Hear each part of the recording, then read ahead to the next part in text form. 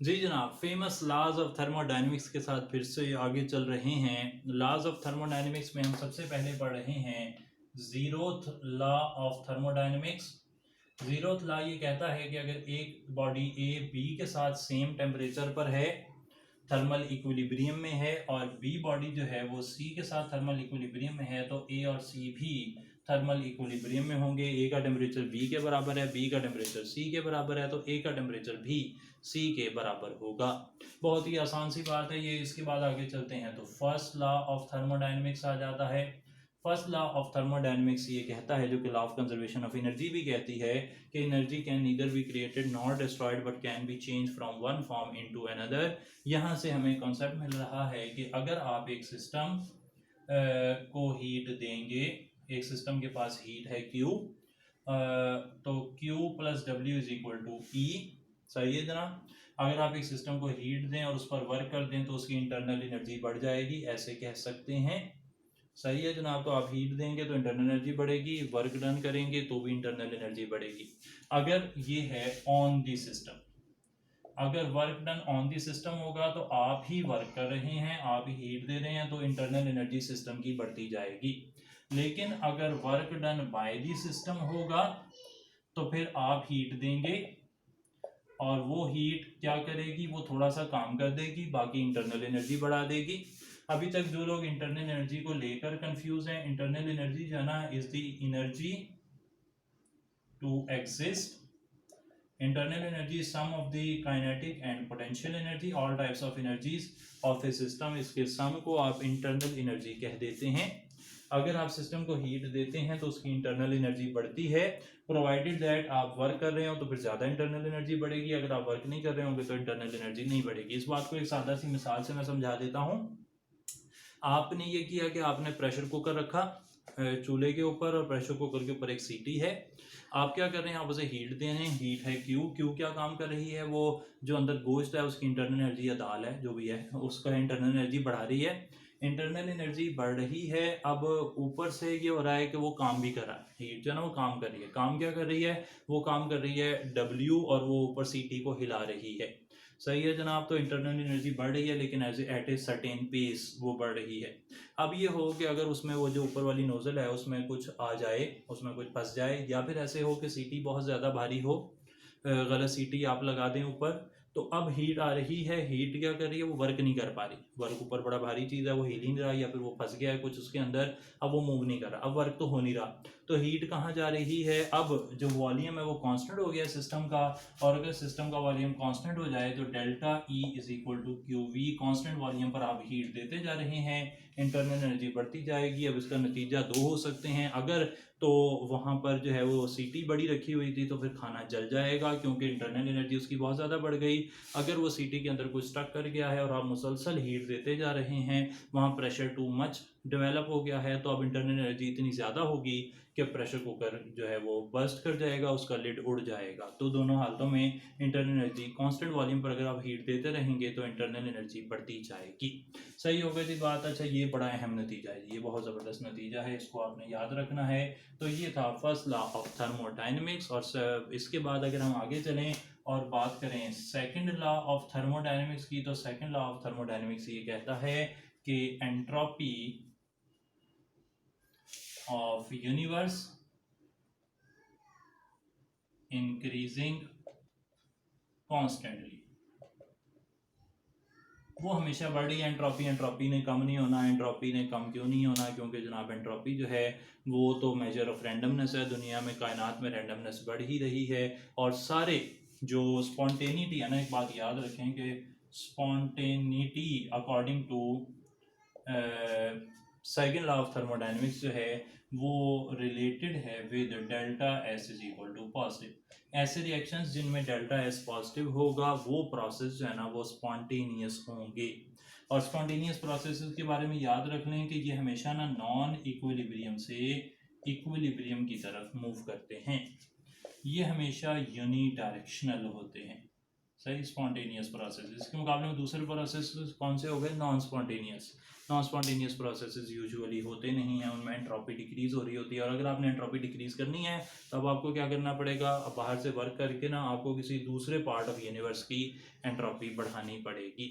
तो एंट्रोपी का पॉसिबल होना is a good sign of spontaneity, लेकिन जो अल्टीमेट ड्राइविंग फोर्स है वो है गिब्स फ्री एनर्जी। वो हमें बताती है कि रिएक्शन स्पॉन्टेनियस होंगे या नहीं होंगे। अगर डेल्टा जी माइनस में हो जाए तो रिएक्शन स्पॉन्टेनियस हो जाते हैं। गिब्स फ्री एनर्जी की बात फिलहाल हम आगे करेंगे। अच्छा, एंट्रोपी के बारे में आपने कुछ बातें याद रखनी हैं कि एंट्रोपी जो है डेल्टा एस, इसको आप एंट्रोपी यूनिट्स में नापते हैं, जो कि होता है कैलोरीज पर मोल पर केल्विन, या फिर होता है 4.18 जाउल पर मोल पर केल्विन। 4.18 ना ये कन्वर्जन रेट है कैलोरीज से जाउल के दरमियान में।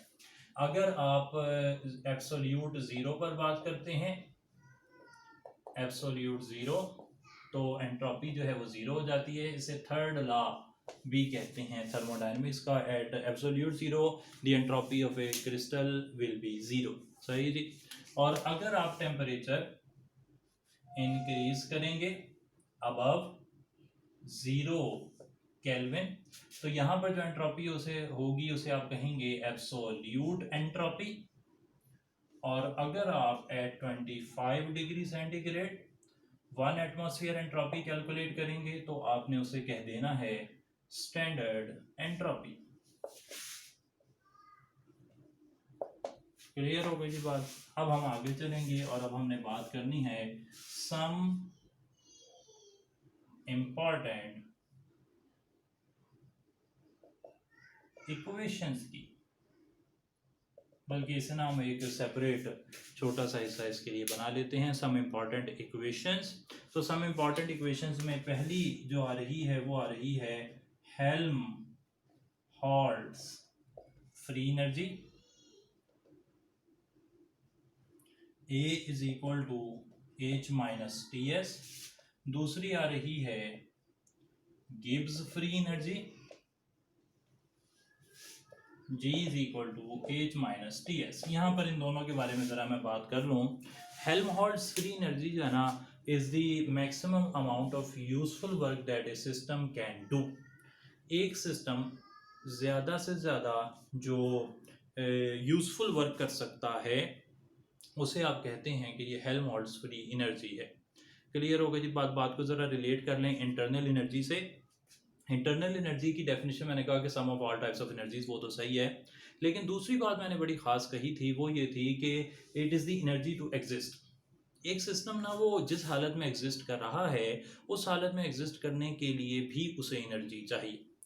वो कहते हैं फना नहीं कर सकता सिस्टम अपने आप को। सिस्टम के पास एनर्जी है, आप इस एनर्जी को दो हिस्सों में तकसीम कर लें। एक वो जो उसे खुद को एग्जिस्ट करने के लिए चाहिए, उससे कम में तो उसने एग्जिस्ट ही नहीं करना। दूसरी वो जिसे वो वर्क में तब्दील कर सकता है। जितना मैक्सिमम यूजफुल वर्क वो कर सकता है उसे आप कह देते हैं कि ये हेल्महोल्ट्ज़ फ्री एनर्जी है। और हेल्महोल्ट्ज़ फ्री एनर्जी जो माइनस डेल्टा ए है ना वो W मैक्स है। अगर जो हेल्महोल्ट्ज़ फ्री एनर्जी का चेंज है वो हमें बताता है कि मैक्सिमम यूजफुल वर्क कितना किया जा सकता है हर तरीके से। इसके मुकाबले में गिब्स फ्री एनर्जी जो है ना, गिब्स फ्री एनर्जी के लिए डेल्टा जी याद रख लें W मैक्स और माइनस P डेल्टा V। जो गिब्स फ्री एनर्जी है ना it tells us about the Gibbs free energy tells us about the maximum work non mechanical. So ये बड़ी खास बात हो गई। गिब्स फ्री एनर्जी हमें नॉन मैकेनिकल वर्क जो कर सकता है ना सिस्टम उसके बारे में बताती है। आपने गिब्स फ्री एनर्जी को कहाँ कहाँ देखा है? हेल्महोल्ट्ज़ फ्री एनर्जी को आपने खास नहीं देखा हुआ कहीं ज़्यादा। आप गिब्स फ्री एनर्जी की बड़ी बात करते हैं। आप गिब्स फ्री एनर्जी आपने पकड़ी हुई है थर्मोडायनेमिक्स में। गिब्स फ्री एनर्जी आप स्पॉन्टेनिटी ऑफ रिएक्शन में पकड़ लेते हैं। गिब्स फ्री एनर्जी जाके आपको इक्विलिब्रियम में मिल रही है। गिब्स फ्री एनर्जी आपको काइनेटिक्स में मिलेगी। गिब्स फ्री एनर्जी आपको सरफेस केमिस्ट्री में मिलेगी। गिब्स फ्री एनर्जी आपको मिल जाएगी इलेक्ट्रिकल केमिस्ट्री में, delta G is equal to minus NFE। सही है जी। तो गिब्स फ्री एनर्जी इतनी ज़्यादा फैली हुई क्यों है? क्योंकि गिब्स फ्री एनर्जी ही वो थर्मोडायनेमिक्स की जो असल रूह है जो इसे रिलेट करती है डिफरेंट फॉर्म्स ऑफ एनर्जी और नॉन मैकेनिकल वर्क के साथ। इलेक्ट्रिकल वर्क मैकेनिकल वर्क नहीं है, तो नॉन मैकेनिकल वर्क के साथ जो एनर्जी है ना, एक सिस्टम कितना नॉन मैकेनिकल वर्क कर सकता है, एक करंट बह रहा है वो कितना नॉन मैकेनिकल वर्क कर सकता है, एक बैटरी के पास एनर्जी है वो कितनी कन्वर्ट हो सकती है नॉन मैकेनिकल वर्क में। इस तरह की बातें हमें गिब्स फ्री एनर्जी से पता लगती हैं और इसीलिए जो डेल्टा जी मैक्सिमम वर्क है ना, उसमें आप मैकेनिकल वर्क को माइनस कर देते हैं और नॉन मैकेनिकल मैक्सिमम वर्क जो है वो आप गिब्स फ्री एनर्जी से निकाल सकते हैं। याद रखें कि गिब्स फ्री एनर्जी जो है अगर उसकी वैल्यू माइनस में आ जाती है तो फिर ये रिएक्शन स्पॉन्टेनियस हो जाता है। सही हो गई जी बात। तो गिब्स फ्री एनर्जी की वैल्यू डेल्टा जी नेगेटिव होगी तो रिएक्शन स्पॉन्टेनियस होगा। इससे ऊपर कोई क्राइटेरिया आपके पास स्पॉन्टेनिटी का नहीं है। इक्वेशंस अभी और भी हैं, चलें उनको भी देखते हैं।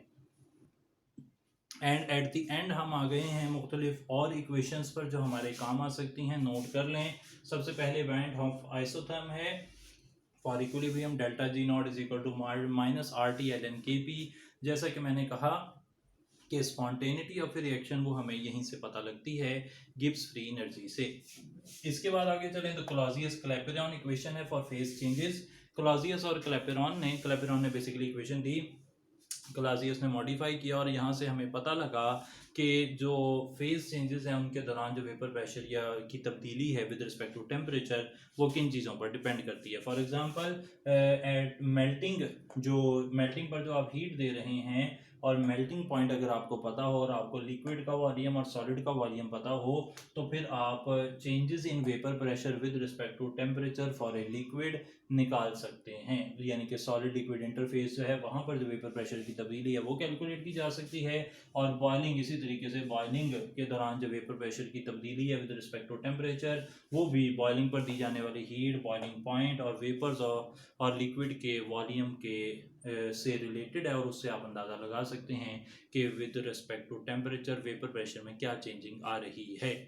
आगे चल रहे हैं तो किरचॉफ्स इक्वेशन है। किरचॉफ्स इक्वेशन रिलेट करती है variation in internal energy with respect to temperature. इसे वो heat capacity at constant volume से रिलेट करती है। हीट कैपेसिटी इसका मतलब ये है इस इक्वेशन का कि अगर आप टेम्परेचर में 1 डिग्री सेंटीग्रेड का इजाफा करें तो उससे जो इंटरनल एनर्जी में तब्दीली आती है ना एट कांस्टेंट वॉल्यूम वो heat capacity at that particular volume के बराबर होती है। इसी तरीके से heat capacity at constant pressure बराबर होगी उस एंथैल्पी चेंज के जो 1 डिग्री सेंटीग्रेड टेम्परेचर बढ़ाने से एट ए पर्टिकुलर टेम्परेचर हो रही है।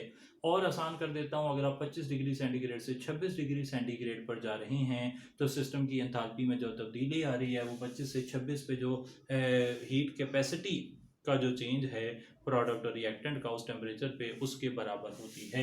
सही होगा जी बात। एफिशिएंसी ऑफ कार्नोट इंजन जो है वो W/Q T2 - T1/T2 है। यहाँ से ये याद रख लें कि हीट कैपेसिटी जो एफिशिएंसी ऑफ कार्नोट इंजन है ना, कार्नोट इंजन में हमने कहा एडियाबैटिक एक्सपेंशन है, एडियाबैटिक कंप्रेशन है, आइसोथर्मल एक्सपेंशन है, आइसोथर्मल कंप्रेशन है, 4 हिस्से हैं। उसका जो ग्राफ बनता है वो भी आपने देखा होगा, इस तरीके से ग्राफ बनता है ये वाला। तो इसमें एक साइक्लिक प्रोसेस होता है। इस साइक्लिक प्रोसेस के अंदर जो ओवरऑल वो कहता है कि एक सिंक है, एक सोर्स होता है। अब सोर्स और सिंक के दरमियान में जितना टेम्परेचर ज़्यादा करते जाएंगे उतनी इंजन की एफिशिएंसी ज़्यादा होती जाएगी। अगर ये डिफरेंस इनफिनिट हो जाएगा तो फिर वह इंजन की एफिशिएंसी भी मैक्सिमम हो जाएगी, क्योंकि दुनिया में ये पॉसिबल नहीं है। इसलिए कार्नोट इंजन एक मैक्सिमम एफिशिएंसी वाला सिस्टम है, बाकी सबके सब सिस्टम जो हैं वो उससे कम वैल्यू के होते हैं।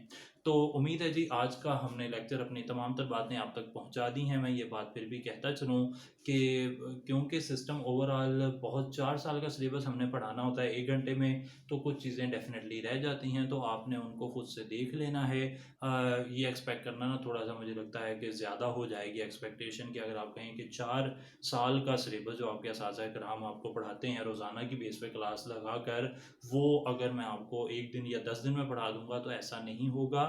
हम मेन बातें फोकस कर लेते हैं जितनी हो सकती हैं, उनकी डिटेल आप वक्त के साथ साथ पढ़ते आए हैं, उन्हें देखते भी रहेंगे। सही हो गई जी बात। तो अब फिर भी मैं एक बात और याद आ गई मुझे कि कुछ सवाल हमने देखने थे, उनको कंसिडर कर लेते हैं। चलें उनके साथ भी बात करते हैं। अच्छा, तो जनाब आपके पास जो कारवान वालों की केमिस्ट्री की बुक है ये वाली, इसके अंदर अगर आप 2015 का पेपर देखें तो 52, 53, 54, 55, 56, 57, 58 तो 6 सवाल जो हैं वो हमें थर्मोडायनेमिक्स से आए हैं। इन सवालों को हल करके देखें और कोई परेशानी अगर हो तो आपने लाजमी जो है वो पूछ लेना है ग्रुप में। थैंक यू सो मच जी। अस्सलाम वालेकुम।